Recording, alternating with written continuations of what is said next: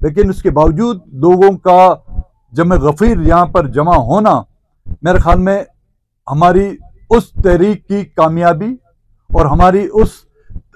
جد و جہد کی کامیابی کی ایک واضح اور تاریخی مثال ہے۔ اس دوران مختلف وفود بھی آتے گئے، مختلف جیلے بہانے کرتے رہے، کبھی کہتے ہیں کہ آپ کو ہاکی گراؤنڈ نہیں تو آپ کو اسمبلی نہیں تو آپ کو ہاکی گراؤنڈ میں چھوڑا جائے گا، کبھی ہاکی گراؤنڈ سے وہ سریا پہ آتے تھے، سریا سے جو ہے وہ سے وہ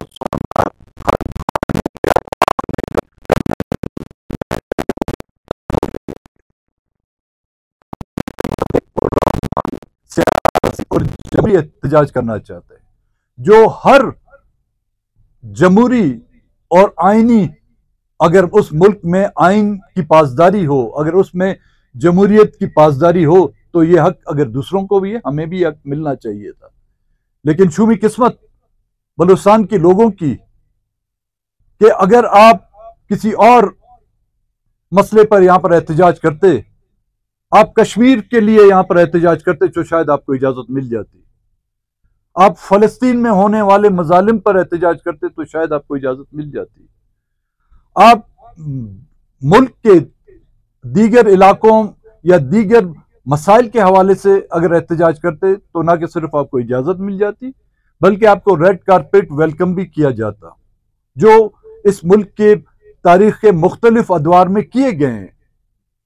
14 اگست کے ریلیاں نکالی جاتی ہیں، 23 مارچ کی ریلیاں نکالی جاتی ہیں، آزادی کی نغمے ملی نغمے گائے جاتے ہیں، لیکن ایک واقعات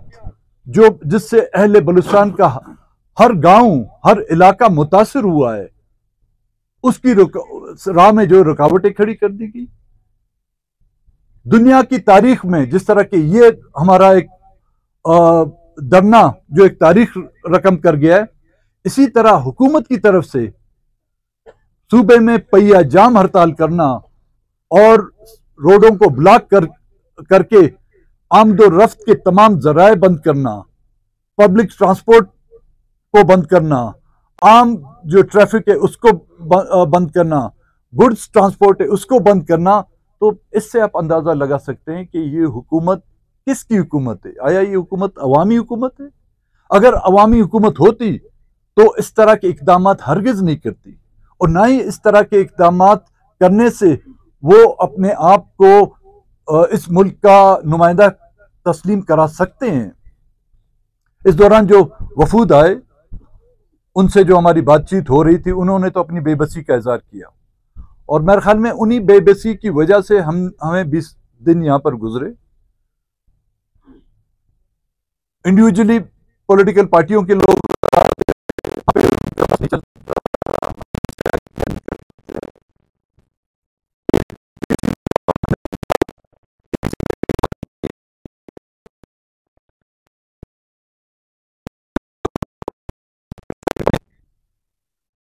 زرعی نوا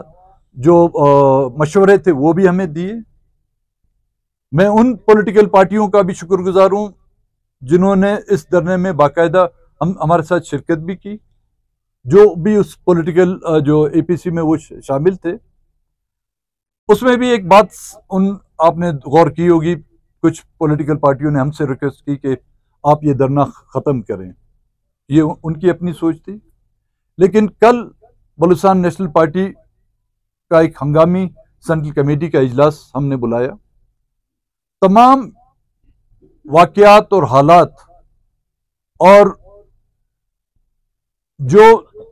اہم مسائل لوگوں کو درپیش ہیں، بلوچستان کے عوام کو درپیش ہیں،